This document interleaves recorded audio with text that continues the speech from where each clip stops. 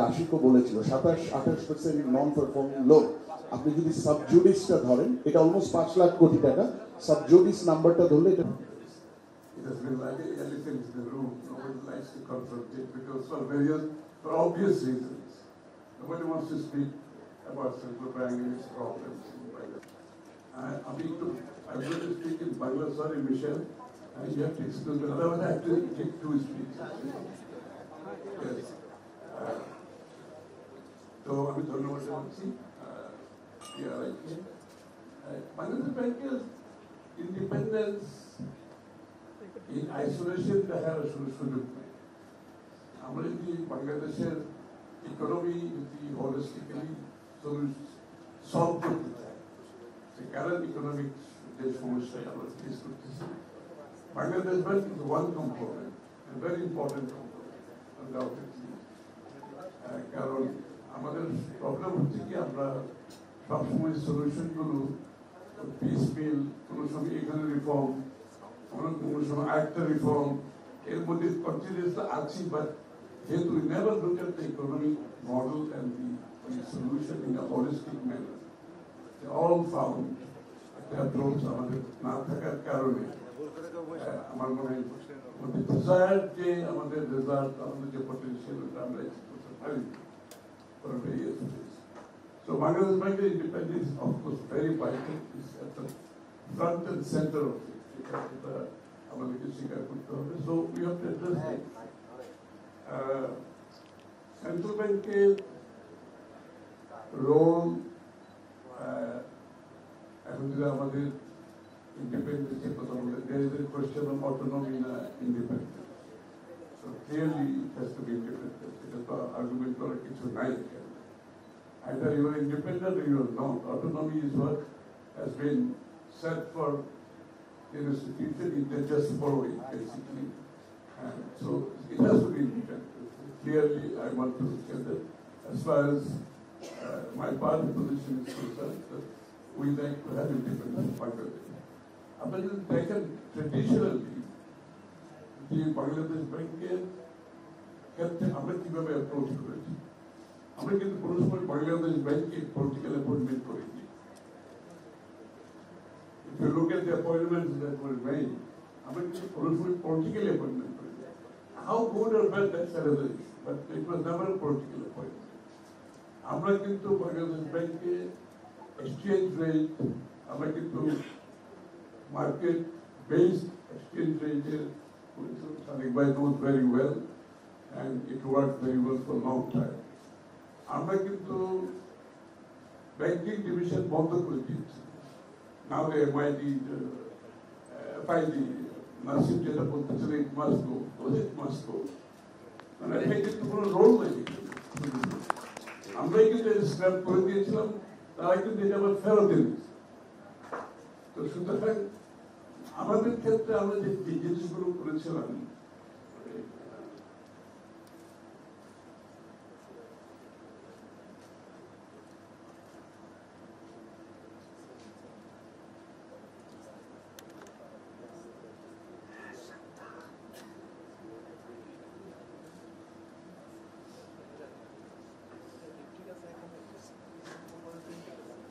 এই জন্য আপনারা খেয়াল করবেন, আমরা কিন্তু লাইক অ্যানাদার রিলেটেড আরেকটু বড় জায়গা হচ্ছে এসিসি বিসেক। এটা কিন্তু আমরা এখানে কিন্তু কোনো সময় পলিটিক্যাল অ্যাপয়েন্টমেন্ট করি না। আই ক্যান সে প্রাউডলি আমরা কিন্তু কোনো সময় পলিটিক্যাল অ্যাপয়েন্টমেন্ট করি না। সুতরাং আমার মনে আমাদের অ্যামেন্ডমেন্ট এটা 2003 না, Ashik sorry first let me thank Ashik first of all for a wonderful presentation. At least আমার কাছে অনেক কিছু ক্লিয়ার হয়েছে, এই বিষয়গুলো আমার মনে একটি চিন্তাদ্বন্দ্ব ছিল। 2003-এও কিন্তু আমরা যে অ্যামেন্ডমেন্টগুলো করেছি, এই অ্যামেন্ডমেন্টগুলো কিন্তু একটা বেনিফিট, ইকোনমিক বেনিফিট আমরা পেয়েছি। So I would not say that we have been able to do everything, but I think বাংলাদেশের অর্থনীতিতে যত ধরনের মেজর রিফর্মস সবগুলো কিন্তু বিএনপি গভর্নমেন্ট করেছে, সবগুলো almost all, including VAT, Sadiq Bhai, again, some we work together BNP যেটা আজকে হাইয়েস্ট রেভিনিউ আপনি দেখতে পাচ্ছেন, আমাদের রেভিনিউ বিএনপি না থাকতে তুমি no actually practically resource policy এটাও কিন্তু আমাদের করা, বাট আনফরচুনেটলি সাবসিকুয়েন্টলি বিএনপির যে এটাকে প্রপার ইনস্টিটিউশনাল শেপ দেওয়া সেটা করা হয়, সেই জন্য আমার বিএনপিতে রিয়েল বেনিফিট আমরা পাইনি, বাট এটা আমাদেরকে করতে হবে আগামী দিনে। তো এখন বাংলাদেশ ব্যাংকের ইন্ডিপেন্ডেন্স যদি আমাদেরকে চিন্তা করতে হয়, এটা লিগাল ইস্যু আছে, এখানে স্ট্রাকচারাল ইস্যু আছে, এখানে অ্যাপয়েন্টমেন্টের ইস্যু আছে, এখানে অ্যাপয়েন্টমেন্টের সাথে আপনার এদের পে প্যাকেজের ইস্যু আছে, তারপরে আপনার বাংলাদেশ ব্যাংকের সাথে ফিসক্যাল ব্যাংকের ফিসক্যাল যে রিলেশনশিপটা সেই বিষয়টা আমাদেরকে অ্যাড্রেস করতে হবে। আর মোর দেন দ্যাট আমার মনে হয় Bangladesh bank financial sector capital market also must তাদের মধ্যে একটা কোঅর্ডিনেশন থাকা দরকার। বাংলাদেশের ক্যাপিটাল মার্কেট বলে এখন কিছু নাই। সুতরাং ওই যে আমি সারপ্রাইজ, আমি একটু বলতেছিলাম যে হাই স্ট্রিট ব্যাংকগুলো যে হারে long term lending short term deposit, এখনো যে ব্যাংকগুলো এখনো টিকে আছে, এটা আমাকে অবাক লাগে। ফরগেট অ্যাবাউট লন্ড্রি, মানে সবগুলো লং টার্ম লেন্ডিং করতে আমাদের শর্ট টার্ম ডিপোজিটের মাধ্যমে হাই স্ট্রিট ব্যাংকগুলো করেছে। চলতে পারে না, এটা ব্যাংকিং সেক্টর সার্ভাইভ করবে নাকি বিজনেস সেক্টর সার্ভাইভ করবে? এটা রাসেল যে বললো আমার 14-15% ইন্টারেস্ট দিতে হবে ওদের, এটা তো ফিক্সড, তাদের পে করতে হচ্ছে যেগুলো। আমরা তো কোনো মার্কেটের অ্যাবসেন্সে বাংলাদেশ 6-7% গ্রো করছে। আপনি চিন্তা করছেন where did the money come from? All high street banks, practically. এবং সবগুলো মানে হাই স্ট্রিট ব্যাংক থেকে নিয়েছে, ভালো মন্দ সবগুলো দেওয়া হয়েছে লং টার্ম। আজকে এটার জন্য যে এনপিএল এর one of the reason quite honest, not just the money laundering. Laundering is of course big, huge issue. But also this high rate, high street bank, long term lending করছে, তারপরে liquidity has always been a question. কোনো সময় আছে, কোনো সময় নাই। But আমরা তো ক্যাপিটাল মার্কেট কিন্তু ডেভেলপ করতে পারিনি, যে আমাদের যে cost of fund for any business capital market থেকে আপনি যদি বড় করে you have an option, আপনি একুইটিতে যাবেন না বন্ডে যাবেন। There are many products, you have the option. According to your need, আপনি cost কোন লেভেলে বিয়ারিং করতে চান আপনার cost থেকে, আপনি you can borrow any product. এই অপশনটা বাংলাদেশের নাই। Bangladesh Bank cannot take all the load of what's going on in the banking sector right now. আমি যত ইন্ডিপেন্ডেন্স দিই, যদি আমার ক্যাপিটাল মার্কেট আমি ডেভেলপ করতে না পারি, আমার হাই স্ট্রিট ব্যাংক থেকে কিন্তু বড়ই চলতে থাকে। বাংলাদেশ ব্যাংক যত রিফর্ম করুক, এই প্রেশার তো নিতে হবে তাদেরকে। Very difficult to do it. So I suggest also Bangladesh Bank, capital market banking sector as a whole has to have some sort of coordination. We can support দরকার। আপনার অ্যাপয়েন্টমেন্টের ব্যাপারে যেটা আছে, quite correctly নসিম যেটা বলছে, এটা রিং ফেন্সিং আপনাকে করতে হবে এই কারণে, কারণ এটার সাথে যদি সিভিল সার্ভিস ইত্যাদি সব কিছু মিলায় যদি প্যাকেজিং করতে চান, it will not give you that. That's সম্ভব না। Singapore Michelle is sitting here. They know how to pay well to the guys who produce and who delivers. Singapore is a good example actually.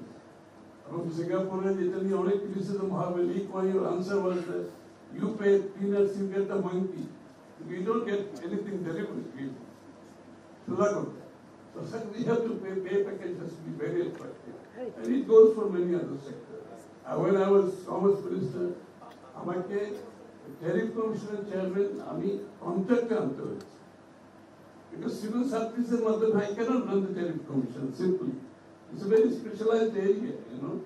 So এই জন্য আমাদেরকে not just a central bank, অনেকগুলো জায়গায় যেখানে আমাদের pay package we have to rethink.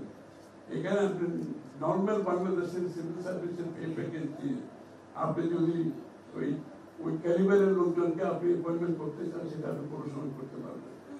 তো আমাদেরকে এই জায়গাগুলোতে আমাদের করতে হবে, এগুলো সেপারেট করতে হবে, রিং ফেন্স করতে হবে।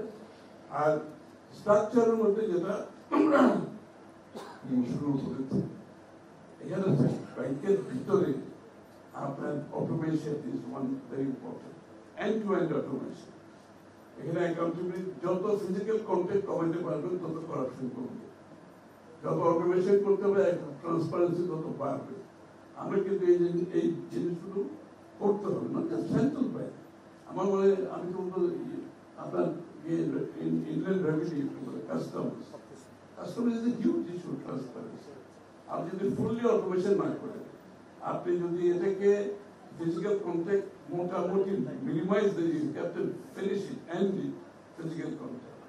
But bigger thing, physical contact, all these restrictions that related to economic activities at all the time, both this context, and they all have to be automated, fully automated, and they have to be a physical contact, and also cashless is something. The revenue কোথাতে যান, আমাদের cashless is the future also, আমাদেরকে যেতে হবে। আমি central bank আপনি যত independence করেন, কতগুলো জায়গাতে যদি আমরা রিফর্ম করতে না পারি, সেন্ট্রাল ব্যাংকের উপরে অল প্রেশার নেওয়া, ইন্ডিপেন্ডেন্ট হয়েও কিন্তু পারফর্ম করতে পারবে। তো সুতরাং ক্যাশলেস সোসাইটি আমাদের যেতে হবে। আজকে রেভিনিউ কালেকশনে আমাদের কেউ অ্যাকাউন্টেবিলিটি নাই কেন?